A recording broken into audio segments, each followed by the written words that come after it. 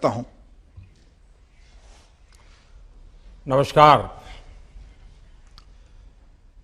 मेरे प्यारे देशवासियों और विश्व समुदाय के सभी परिवारजन, कुछ दिनों बाद 1 दिसंबर से भारत G20 की अध्यक्षता करेगा। भारत के लिए एक ऐतिहासिक अवसर है। आज इसी संदर्भ में इस समिट की वेबसाइट, थीम और लोगो को लॉन्च किया गया है। मैं सभी देशवासियों को इस अवसर पर बहुत बहुत बधाई देता हूं। साथियों, G20 ऐसे देशों का समूह है जिनका आर्थिक सामर्थ्य विश्व की 85% जीडीपी का प्रतिनिधित्व करता है। G20 उन 20 देशों का समूह है जो विश्व के 75% व्यापार का प्रतिनिधित्व करते हैं। G20 उन 20 देशों का समूह है जिसमें विश्व की 2/3 जनसंख्या समाहित है और भारत अब इस G20 समूह का नेतृत्व करने जा रहा है, इसकी अध्यक्षता करने जा रहा है। आप कल्पना कर सकते हैं कि आजादी के अमृत काल में देश के सामने ये कितना बड़ा अवसर आया है।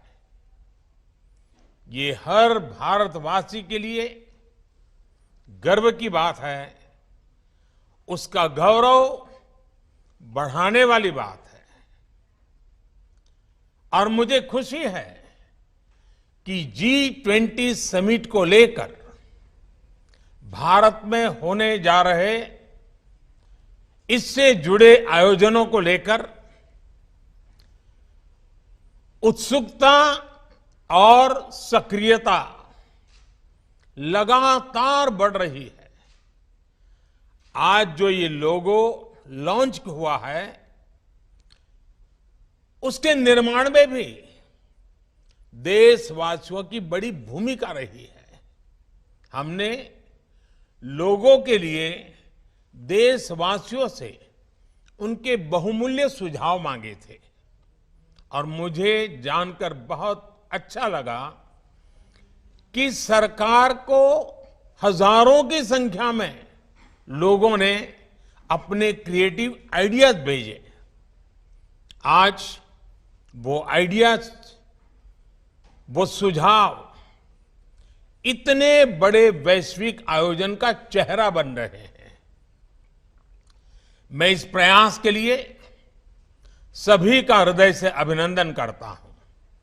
साथियों, G20 का ये लोगो केवल एक प्रतीक चिन्ह नहीं है, ये एक संदेश है, ये एक भावना है जो हमारी रगों में है। ये एक संकल्प है जो हमारी सोच में शामिल रहा है।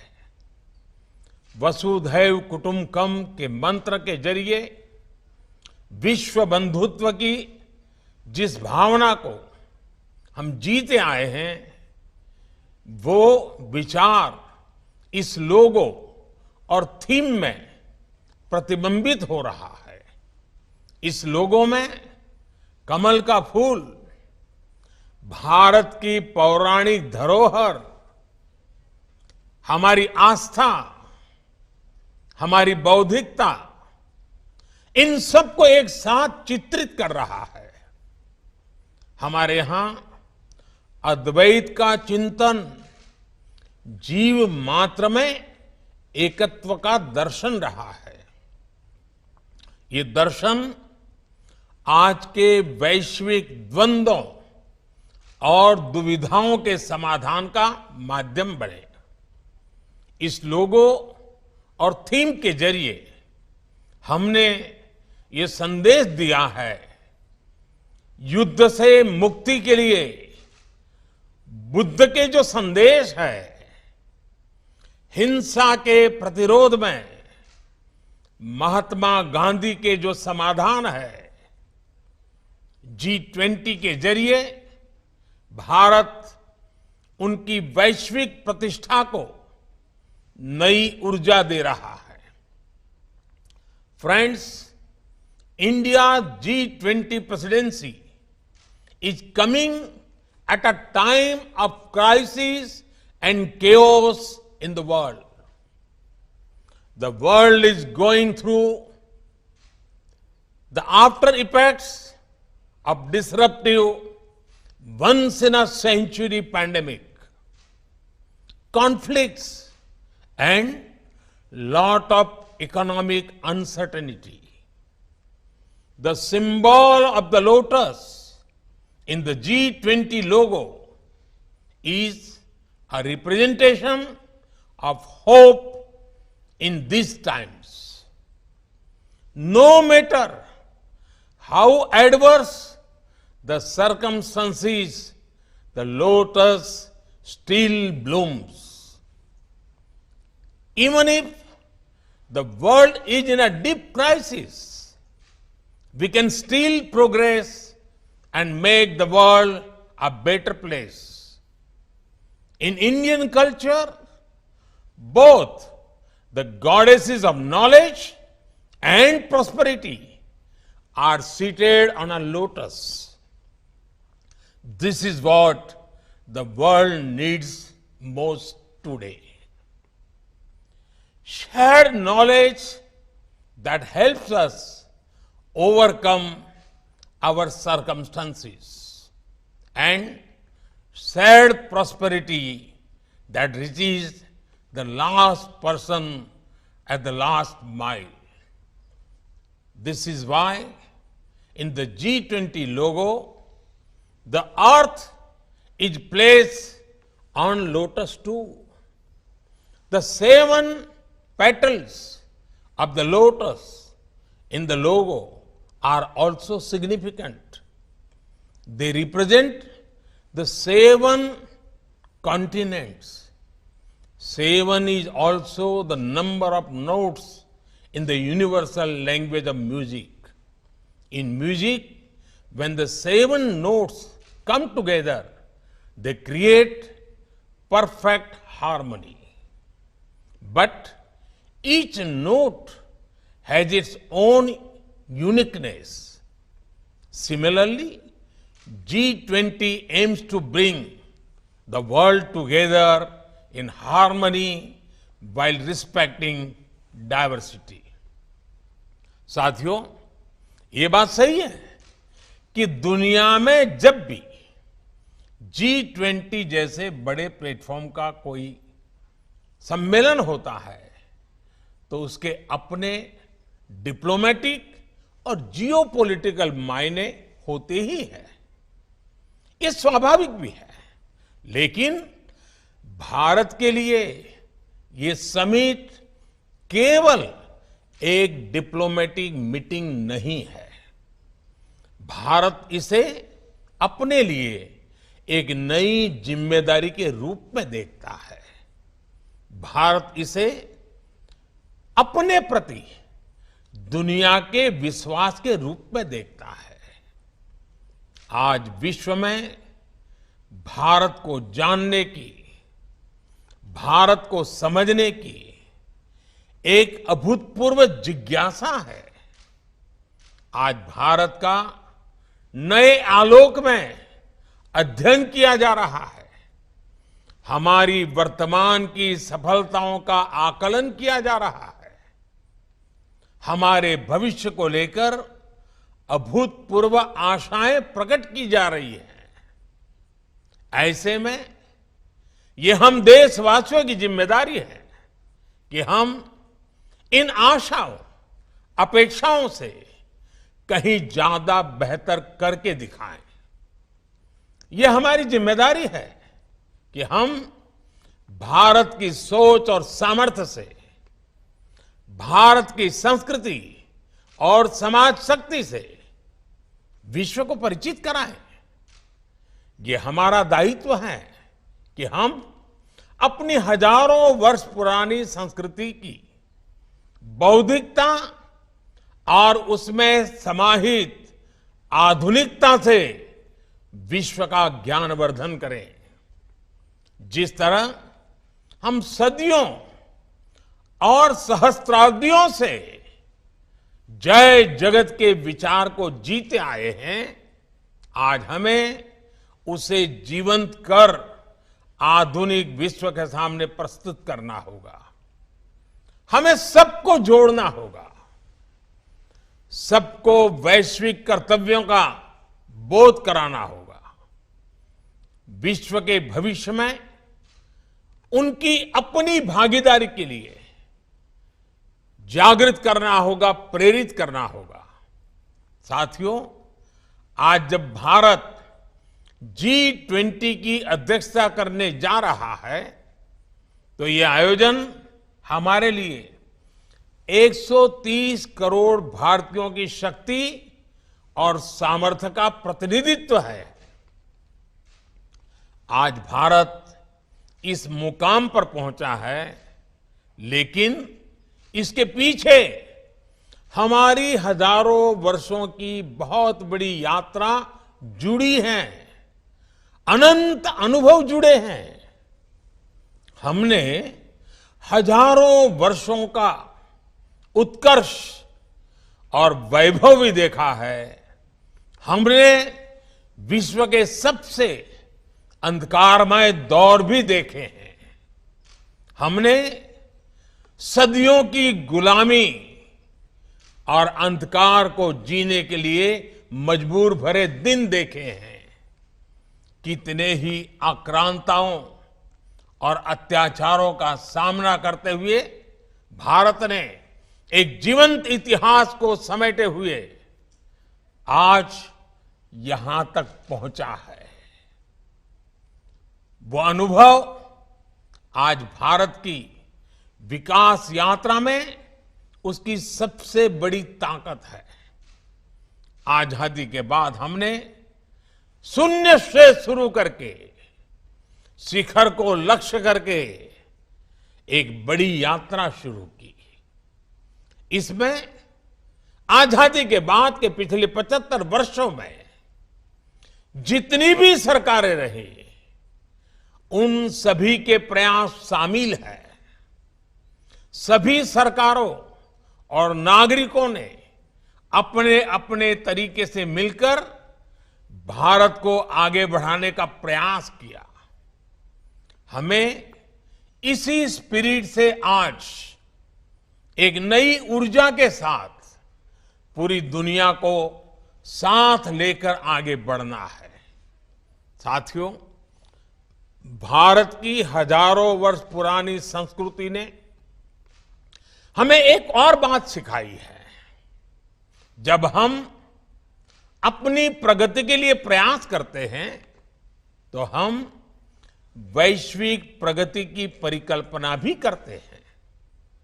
आज भारत विश्व का इतना समृद्ध और सजीव लोकतंत्र है।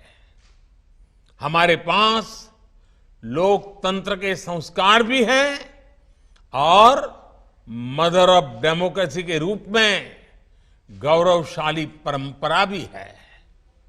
भारत के पास जितनी विशिष्टता है, उतनी ही विविधता भी है।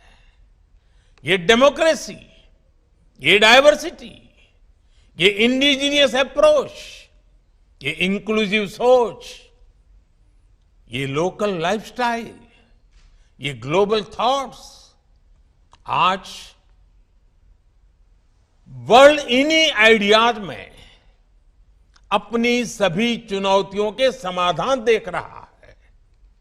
और G20 इसके लिए एक बड़े अवसर के रूप में काम आ सकता है। हम दुनिया को ये दिखा सकते हैं कि कैसे डेमोक्रेसी जब एक व्यवस्था की साथ साथ एक संस्कार और संस्कृति बन जाती है तो कॉन्फ्लिक्ट का स्कोप समाप्त हो जाता है। हम दुनिया के हर मानव को आश्वस्त कर सकते हैं कि प्रगति और प्रकृति दोनों एक दूसरे के साथ चल सकते हैं। हमें सस्टेनेबल डेवलपमेंट को केवल सरकारों के सिस्टम की जगह इंडिविजुअल लाइफ का हिस्सा भी बनाना है, इसका विस्तार करना है। एनवायरमेंट हमारे लिए ग्लोबल कॉज के साथ साथ पर्सनल रिस्पॉन्सिबिलिटी भी बनना चाहिए। साथियों, आज विश्व इलाज की जगह आरोग्य की तलाश कर रहा है। हमारा आयुर्वेद, हमारा योग, जिसे लेकर दुनिया में एक नया विश्वास और उत्साह है, हम उसके विस्तार के लिए एक वैश्विक व्यवस्था बना सकते हैं। अगले साल विश्व इंटरनेशनल ईयर ऑफ मिलेट्स मनाने जा रहा है, लेकिन हम तो सदियों से अनेकों मोटे अनाज को अपने घर की रसोई में जगह दिए हुए हैं। साथियों, कई क्षेत्रों में भारत की उपलब्धियां ऐसी हैं जो विश्व के अन्य देशों के भी काम आ सकती है। उदाहरण के तौर पर भारत ने डिजिटल टेक्नोलॉजीज का उपयोग जिस तरह विकास के लिए किया है, इंक्लूजन के लिए किया है, भ्रष्टाचार मिटाने के लिए किया है, ईज ऑफ डूइंग बिजनेस और ease of doing governance, ease of living बढ़ाने के लिए किया है, ये सभी विकासशील देशों के लिए मॉडल्स हैं, टेम्पलेट्स हैं। इसी तरह आज भारत विमेन एम्पावरमेंट में उसमें बढ़कर विमेन लेड डेवलपमेंट में प्रगति कर रहा है। हमारे जनधन अकाउंट्स और मुद्रा जैसी योजनाओं ने महिलाओं के फाइनेंशियल इंक्लूजन को सुनिश्चित किया है।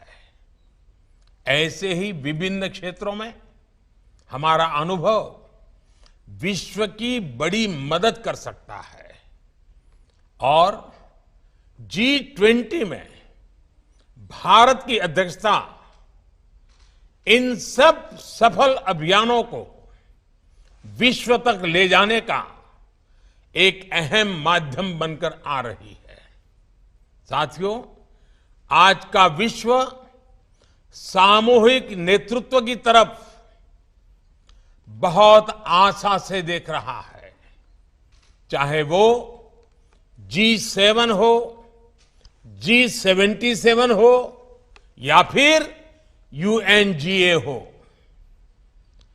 इस माहौल में G20 के प्रेसिडेंट के तौर पर भारत की भूमिका बहुत अहम है।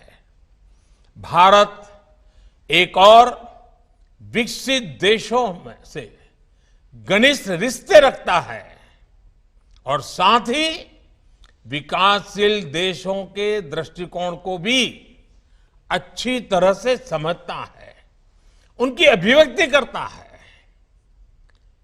इसी आधार पर हम अपनी G20 अध्यक्षता की रूपरेखा ग्लोबल साउथ के उन सभी मित्रों के साथ मिलकर बनाएंगे जो विकास के पथ पर दशकों से भारत के सहयात्री रहे हैं। हमारा प्रयास रहेगा कि विश्व में कोई भी विश्व में कोई भी फर्स्ट वर्ल्ड या थर्ड वर्ल्ड, फर्स्ट वर्ल्ड या थर्ड वर्ल्ड न हो, बल्कि केवल केवल वन वर्ल्ड हो। भारत पूरे विश्व को एक कॉमन ऑब्जेक्टिव के लिए, एक बेहतर भविष्य के लिए साथ लाने के विजन पर काम कर रहा है। भारत ने वन सन, वन वर्ल्ड, वन ग्रिड के मंत्र के साथ विश्व में रिन्यूएबल एनर्जी रिवॉल्यूशन का आह्वान किया है। भारत ने वन अर्थ, वन हेल्थ इस मंत्र के साथ ग्लोबल हेल्थ को मजबूत करने का अभियान चलाया है।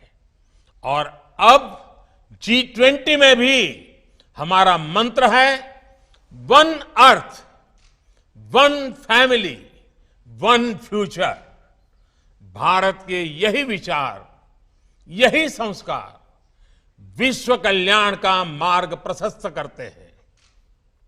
साथियों, आज मेरा देश की सभी राज्य सरकारों, सभी राजनीतिक दलों से भी एक आग्रह है। ये आयोजन सिर्फ केंद्र सरकार का नहीं है, ये आयोजन हम भारतीयों का आयोजन है। G20 हमारे लिए अतिथि देवो भव की अपनी परंपरा के दर्शन करवाने का भी एक बड़ा अवसर है। ये G20 से जुड़े आयोजन केवल दिल्ली या कुछ जगहों तक ही सीमित नहीं रहेंगे। इसके तहत देश के कोने कोने में कार्यक्रम होंगे। हमारे हर राज्य की अपनी विशेषताएं हैं, अपनी विरासतें हैं। हर राज्य की अपनी संस्कृति है, अपना सौंदर्य है, अपनी आभा है, अपना आतिथ्य है। राजस्थान का आतिथ्य आमंत्रण है, पधारो मारे देश। गुजरात का प्यार भरा अभिनंदन है, तमारू स्वागत छे। यही प्यार केरला में, मलयालम में दिखता है, एल्लावर्कुम स्वागतम। अतुल्य भारत का दिल मध्य प्रदेश कहता है, आपका स्वागत है। पश्चिम बंगाल में मीठी बांग्ला में आपका स्वागत होता है, अपना के स्वागत जानाई। तमिलनाडु में कदेगल मुड़ी बदुलिए, यू कहता है, थंगल वरव नलवर बाहुए। यूपी का आग्रह होता है, यूपी नहीं देखा तो भारत नहीं देखा। हिमाचल प्रदेश तो ये destination for all seasons and all reasons, यानी हर मौसम, हर वजह के लिए हमें बुलाता है। उत्तराखंड तो सिंपली हेवन ही है। ये आतिथ्य, ये विविधता विश्व को विस्मित करती है। G20 के जरिए हमें अपने इस प्यार को दुनिया तक पहुंचाना है। साथियों, अभी अगले हफ्ते में मुझे इंडोनेशिया जाना है। वहां पर विधिवत रूप से भारत को G20 की अध्यक्षता लिए जाने की घोषणा होगी।